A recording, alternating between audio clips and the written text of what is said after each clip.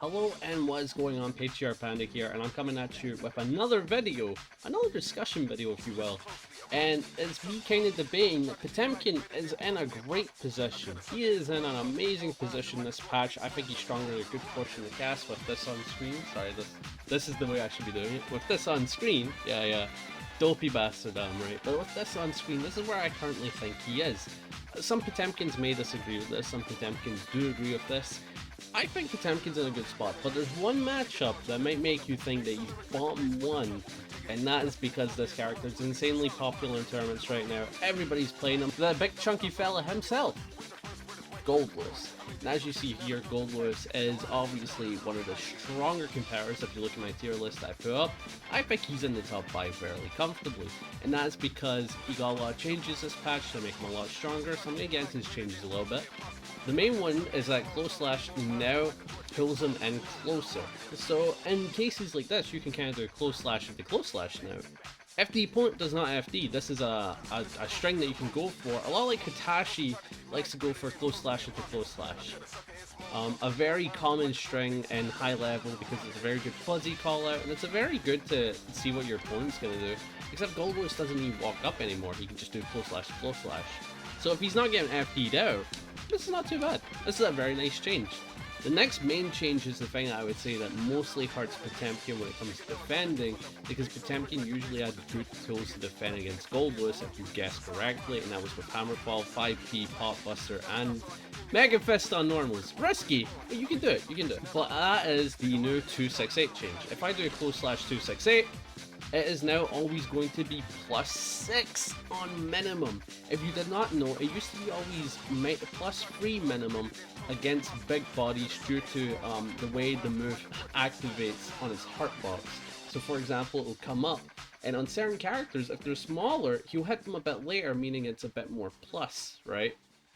But on big bodies, it would consistently be +3 up close. If he did close slash 268, +3. Like from here, if it's a smaller body, +5, +6, +7, stuff like that, depending on where you hit them. However, they changed it so it now has a proximity change, meaning that it will always be at minimum +6.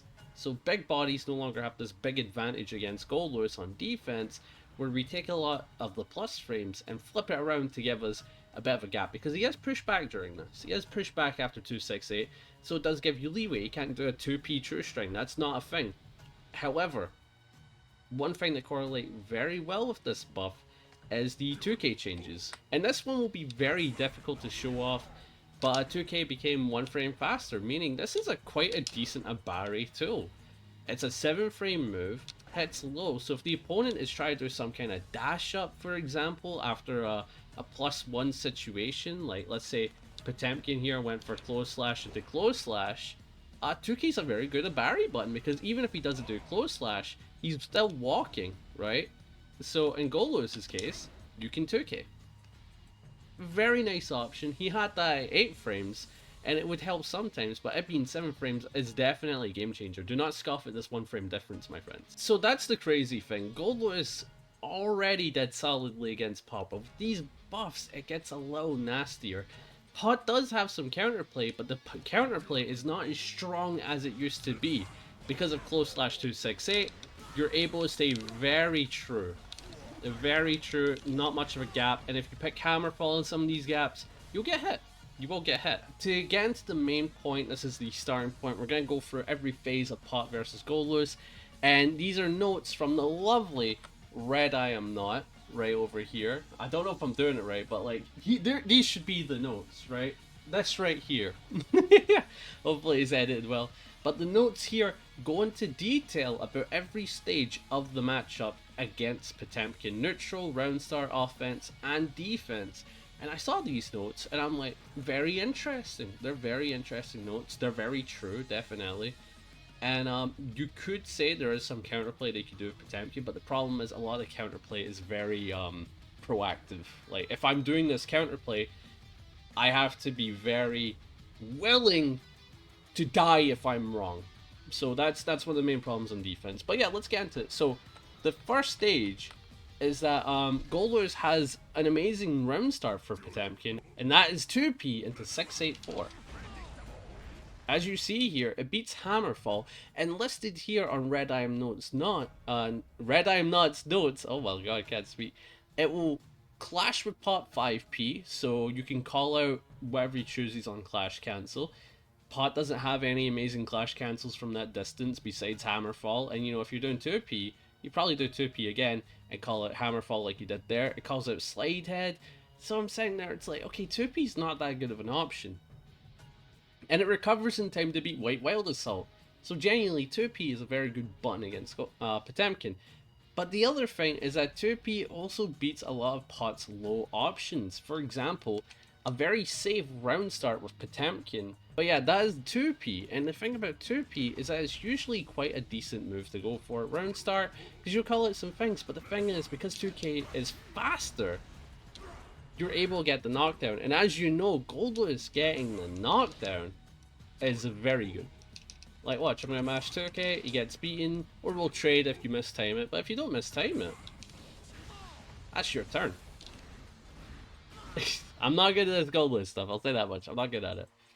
But yeah, 2k means that you're able to beat Potemkin 2p, which is also a very decent go-to round star option against Goldlewis. Okay, so two of the round star options cover a lot of options. That being 2k and 2p, they cover a lot of options. And if the Potemkin decides to up back, well, you just did something really safe. So, you know, he's backed up, he's giving you space, you do that, and then all of a sudden, you recover and go like, well, I'm gonna take my space. And that's where Goldlewis shines. When he takes space, he's able to get these beautiful situations where he pressures the opponent into the corner. Now, let's continue on to the next detail that makes this character a little rough to fight, and that is neutral. So, one of the key things that Goldlewis is like to do, and I recommend Goldlewis to start doing this, is play a camping game. So, a lot of the time, people, when they play Goldlewis into Potemkin, they assume that they have to be the aggressor. I have to fight, I have to get in. Pot will zone me, he'll poke me out. But the thing is that you have a beautiful thing called drone.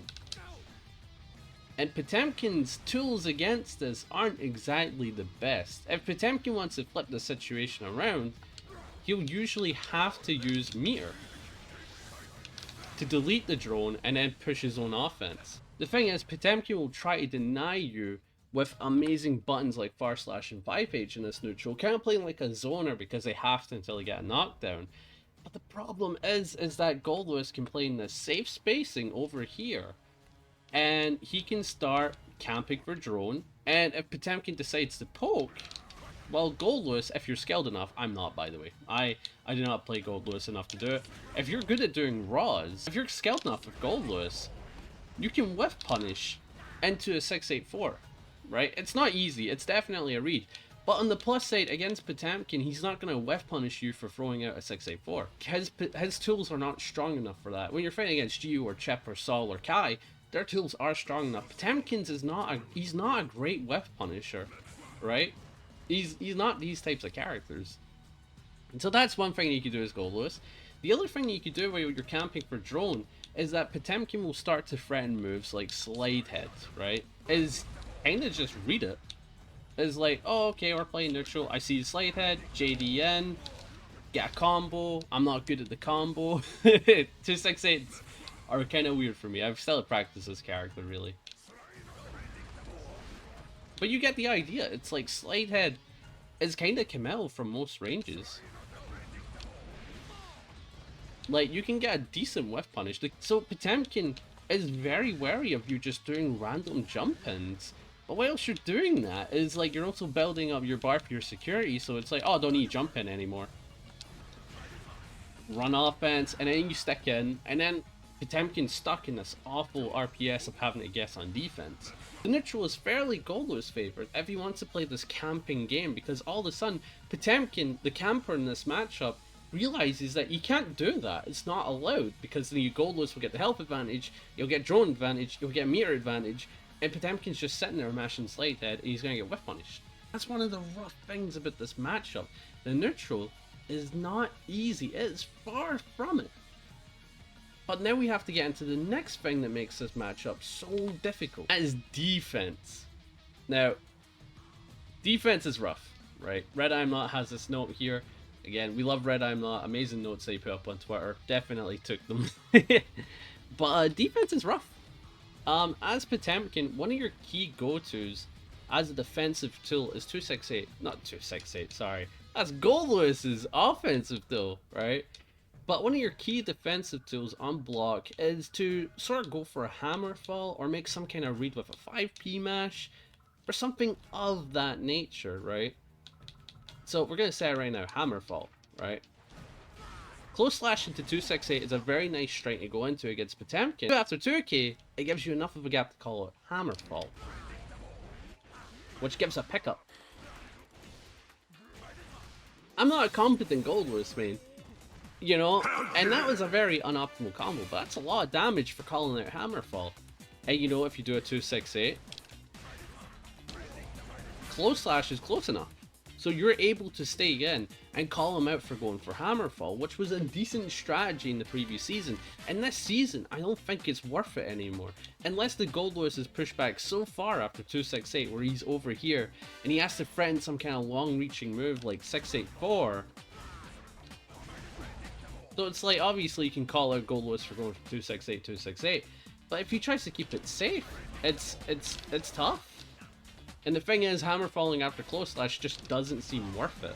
You'll call out the low option, but you'll lose to everything else. Whereas if you try hammer fall for everything else, it's a true block strength, or you get counter hit. Not worth it, brother. Not worth it. But you can go into a 2k, which is a low frame trap that you can use to call out Potemkin trying to do some defensive option as well after 268. And because it's a 7 frame startup after being +6, it is essentially 1 frame away from jailing. Of course, if you FD Goldlewis, he'll be pushed out, but keep in mind that he is still +6, so a little dash up 2k will actually come out fast enough than your hammerfall, because your hammerfall activation comes out 5 frames, +6, plus the 5 frame startup means that your hammerfall armor will come out in 11 frames. That's enough time for a dash up 2k.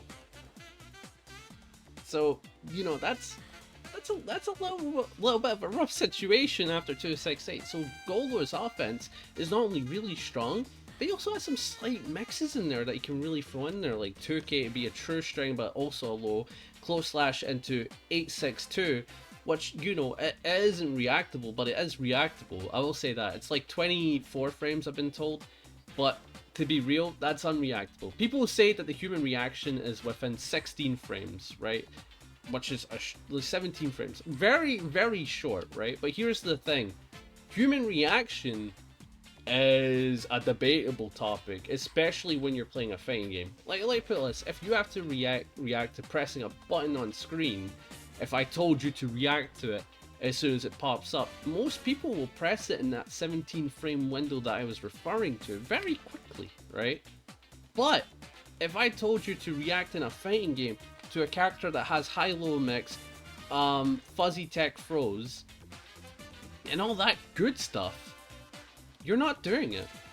You are not doing it. And that is the difference between a fighting game and reacting, right? So Goldlewis not only has good mix, not only does he have unfuzzyable mix, not only does he have an instant overhead against Potemkin, by the way, I can't do it because I can't remember the input, but he does have an instant overhead against Potemkin. He also has very good neutral skips against Potemkin, being White Wild Assault. This is the most busted thing this patch has offered. Potemkin also has access to it, but using it as a slippery slope against Goldlewis, because you want that burst meter to reflect him, and then you need it to get in, and then you don't have any meter. Honestly, it's not worth bursting in this matchup unless you get hit by a counter hit 268.